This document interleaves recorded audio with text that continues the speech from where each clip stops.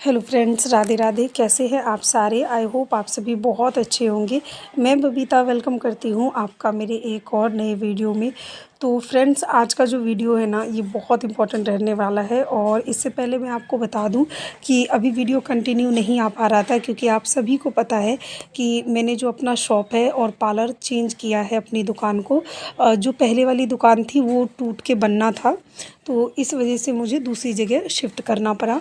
और उसके बाद फिर मेरे घर में शादी थी, तो भाई की शादी थी जिसका मैंने ब्लॉग आपके साथ शेयर भी किया है। और फिर आपको पता है कि जब दुकान शिफ्ट होती है तो कितना ज़्यादा काम फैल जाता है। और फिर दुकान का भी स्टिचिंग का भी काम बहुत सारा था। तो ये सारा काम निपटाते निपटाते अभी जो ब्लॉग है ना वो डेली नहीं आ पा रहा था। पर मैं अब पूरी कोशिश करूँगी कि ये ब्लॉग जो है वो डेली आए। तो चलिए स्टार्ट करते हैं फ्रेंड्स। तो ये देखिए, ये जो मैं ब्लाउज है ना, अभी मुझे इतने सारे ब्लाउज हैं जिनकी मुझे स्टिचिंग करनी है। तो सबसे पहले इस साड़ी में से मैं ब्लाउज हटा रही हूँ। और ये जो साड़ी है ये मैं इसको पिको के लिए दे आऊँगी, फॉल रखने के लिए दे के आऊँगी। फॉल हमारी तो तुरपाई और फॉल वाली आंटी हैं जो कि तुरपाई करती हैं और फॉल रखती हैं। और मुझे इन सभी के ब्लाउज सिलने हैं। तो फ्रेंड्स, आज के टाइम पे ना, अगर आपको अपने जीवन में सुकून चाहिए, अगर आपको खुश रहना है, तो आपको ना मतलब हेल्प करने वाला बनना है, ना कि हेल्प मांगने वाला। तो आप ऐसा बनो कि लोग आपको देख करके ये सोचे कि काश मैं भी इसके जैसा बनूं। आप इंस्पिरेशन बनो लोगों की प्रेरणा बनो। तो देखो फ्रेंड्स, जो परिस्थितियाँ होती है ना वो सबकी ख़राब होती है, ऑलमोस्ट लोगों की, कि किसी की कुछ प्रॉब्लम है, किसी की कुछ प्रॉब्लम है। पर परिस्थितियों से निकलो। किसी को कुछ है कि सिलाई अगर आता है तो वो कर नहीं सकती, कि बच्चे छोटे हैं, किसी को आती नहीं है, किसी को काम करने की इजाज़त नहीं है, तो कुछ ना कुछ सबको प्रॉब्लम है। लेकिन अगर आप अपनी ज़िंदगी में कुछ बढ़ना चाहते हैं, अपनी प्रॉब्लम्स को कम करना चाहते हैं, तो उसका सिर्फ़ एक ही हल है, वो है आप और आगे बढ़िए। अपने कदमों को आगे बढ़ाइए और परिस्थितियों को, विपरीत परिस्थितियों से लड़ते हुए अपनी मंजिल तक पहुंचिए। और वो आप कैसे करेंगे कि देखिए, सिलाई का जो काम होता है ना, वो आज के टाइम पे कोई छोटा काम नहीं है, बहुत बड़ा काम है। तो अगर आप सिलाई करते हैं तो आप अपने हुनर को पहचानिए। आप इस काम से अपने जीवन को बदल सकते हैं। और अगर आपको सिलाई नहीं भी आती है तो आजकल यूट्यूब पे एक से एक चैनल है, जो मेरा भी एक चैनल है बबीता फैशन बुटीक करके, जिस पे मैं सिलाई सिखाती हूँ। आप ऑनलाइन सिलाई सीख करके भी आप सीख के अपना बिज़नेस स्टार्ट कर सकते हैं। शुरुआत में देखिए, कोई भी बहुत ज़्यादा आपको नहीं आ पाएगा काम। और शुरुआत में आपको बहुत ज़्यादा सीख करके, जैसे आपने सीखा है तुरंत, और सीख करके तुरंत आप बुटीक तो नहीं खोल सकते हैं। उससे उससे पहले आपको थोड़ी प्रैक्टिस करनी पड़ेगी। तो देखिए, इससे अच्छा अगर आपको, आपके पास जैसे मान लीजिए कि कम इन्वेस्टमेंट है, तो आप सबसे पहले तो सीखिए। और अगर सीखे हुए हैं तो होम बुटीक स्टार्ट करिए। होम बुटीक में आपको क्या करना है, कोई ज़्यादा खर्चा नहीं होता होम बुटीक में, ना आपको किराए का टेंशन है ना कुछ। सिर्फ एक आपको बोर्ड लगाना है। बोर्ड ऐसा लगाइए जो कि लगे कि हाँ ये, क्योंकि देखिए कई लोग ऐसे होते हैं कि सिलाई सीख तो जाते हैं, लेकिन सिलाई सीखने के बाद वो सिलाई करना भी चाहते हैं। तो बस गली मोहल्ले वालों को पता रहता है कि वो दीदी जो है वो सिलाई करती है। अब जैसे मान लो फलाना की मम्मी ये सिलाई करती है, या वो उनकी बीवी या उनकी बहू, ऐसे करके ही नाम होते हैं। तो आपका कोई पर्टिकुलर नाम नहीं होता, क्योंकि अगर आप कोई बिज़नेस करते हैं ना, तो सबसे इम्पोर्टेंट नाम होता है। तो आपको अपने काम को एक नाम देना होगा और उसी नाम से आपकी पहचान बनेगी। तो अगर आप सिलाई के काम को बढ़ाना चाहते हैं, उससे अपनी पहचान बनाना चाहते हैं, तो सिर्फ यूं ही सिलाई मत करिए कि जैसे आप गली मोहल्ले में सिलाई कर रहे हैं और वही लोग आपको, गली मोहल्ले के ही लोग आपको सिलाई दे के जाते हैं कि अरे वो उनकी मम्मी सिलाई करती है तो चलो उनके पास कपड़े दे के आओ। तो आपको ऐसा नहीं करना है।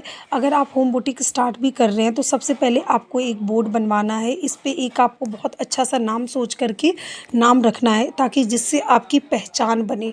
और जब आप बोर्ड बनवाएंगे ना, तो उससे आप नोटिस करेंगे कि आपका काम जो है ना, वो काम भी आपका बढ़ेगा। क्योंकि देखिए, मुंह से तो आपको, जितने माउथ वाले जो प्रचार होते हैं वो तो इतना होता है कि जितने लोगों के आपने सिलेंगे उतना ही वो कर, मतलब उतने लोगों वो दूसरे लोगों के पास बोलेंगे तो उतने ही लोग आएंगे, वो भी एक प्रचार का जरिया है। लेकिन बोर्ड का ऐसा होता है कि आते जाते सबकी निगाहें पड़ती है। अगर मान लो वो इंसान आज नहीं सिलवा रहा है तो हो सकता है कल जब उसको ज़रूरत हो तो वो कल सिलवाए, पर कभी भी जब भी उसको किसी इवेंट में ज़रूरत हो तो वो आपके आपके पास आके कपड़े सिलवा सकता है। तो इसीलिए बोर्ड सबसे पहला काम है ज़रूरी।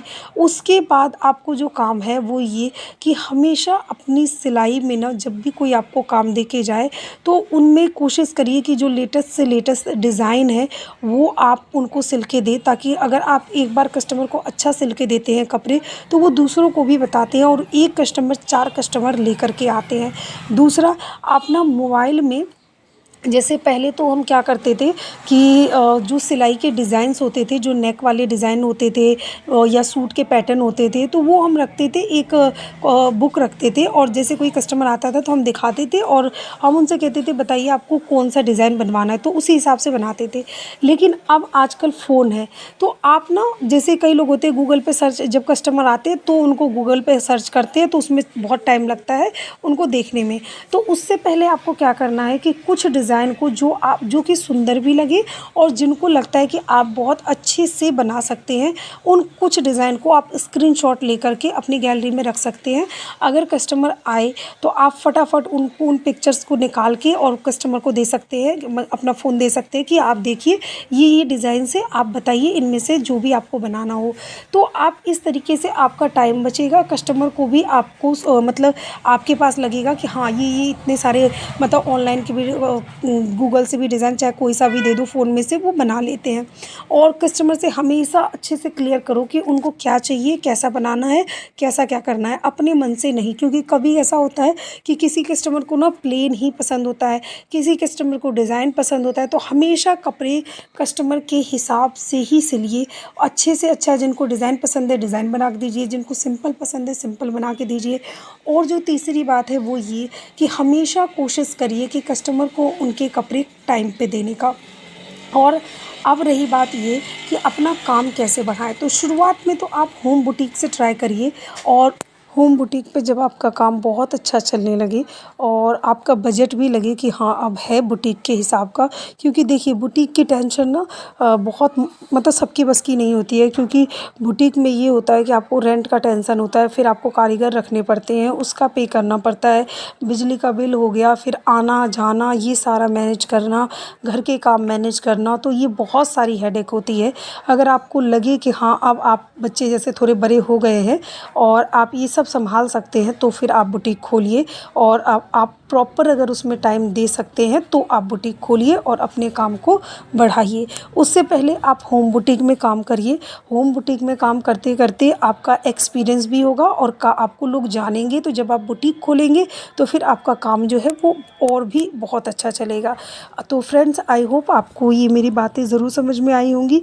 अगर आप सिलाई करते हैं तो आप अपने इस सिलाई के हुनर को और निखारेंगे और अपने काम को बढ़ाएंगे और अपने काम से अपनी पहचान बनाएंगे। तो फ्रेंड्स, दूसरों के पहचान पे जीने से अच्छा है अपनी पहचान बनाइए, अपने जीवन को आसान करिए, अपने लिए जिए और अपने रास्ते ऐसे बनाइए जिससे लोगों के लिए आप प्रेरणा बने, लोग भी कहें कि हाँ हमें उनके जैसा बनना है। तो इसी के साथ फ्रेंड्स मैं इस ब्लॉग को यहीं पे एंड करती हूँ। Thank you so much for watching. ये अभी मेरे सारे ब्लाउज की कटिंग हो चुकी है और अब मैं इसकी स्टिचिंग करूँगी। तो ये देखिए एक एक करके मैंने अब सब रख दिए। 2 ब्लाउज तो मैंने कटिंग कर लिए जितने मैंने आपको दिखाए थे। अब मैं पहले इन 2 को सिलूँगी और फिर बाकी का ब्लाउज है वो मैं उनकी कटिंग करूँगी। Thanks for watching. Okay, bye bye, मिलते हैं नेक्स्ट ब्लॉग में।